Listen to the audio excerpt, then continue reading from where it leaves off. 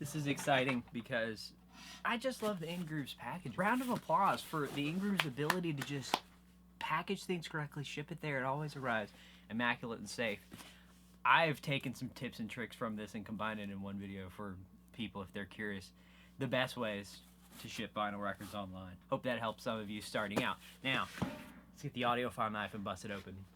Shout out to my brand new coffee grinder I bought, the Comandante C40. It grinds the most immaculate, smooth, full-bodied thing right off the bat. I did some research to find out how many clicks I needed to do my filter brew.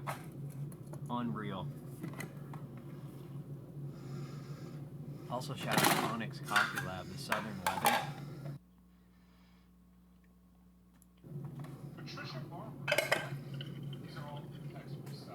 From my top 100 imprint analog records you should own list, I'm going to show one more time because I was out of stock, got it back in stock.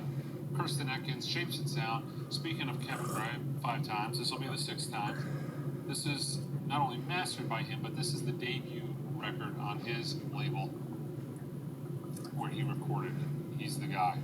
Unbelievable sounding record. I'm telling you, I put this record on in the store. I sell like 2 copies every time. Can you stop? Oh, and this is just such a great. I'm gonna have like. Oh, it's so good. Coffee and vinyl go hand in hand. Coffee and jazz in particular. And this jazz title, yeah, it's one for the ages. It's like an all-star list of who you'd want to record your album, the best musicians, the best audio engineers, on the best system in the world, yeah. It's Kirsten Edkins. Disclaimer, I don't know a lot about jazz.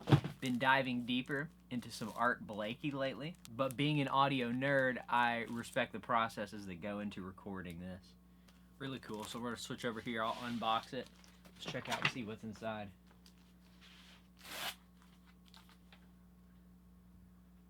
Ridiculously nice jacket.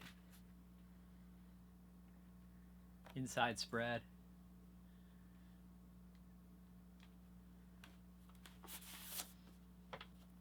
They show you what system they use to record at Cohearent Studios. And a ton of detailed notes about the master tape, etc. The disc. Now Mike from the Ingroove has a thing you can ultrasonically clean it, and he'll obviously test it, make sure it's not defective.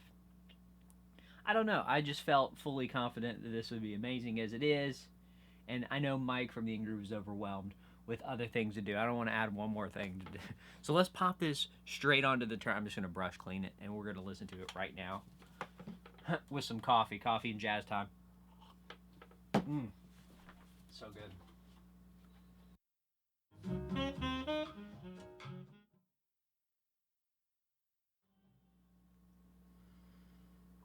One pop, dead silence. So good. Woo, that was side A. Yeah, that's ridiculously good. Party Slug, Bird Shapes, Dedicated to You, and the Goose. There's some really cool, like, Bill Evansy piano runs. They just have such good chemistry. You can tell they really rehearsed the pieces. They all sound live, front-facing, dynamic, extremely precise, raw and live, while keeping it balanced.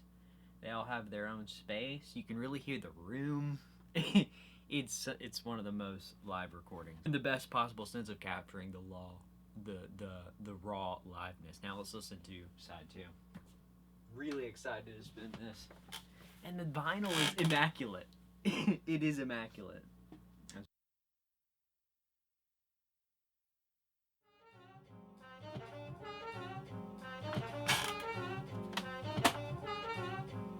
That's weird. I wonder why it has a skip.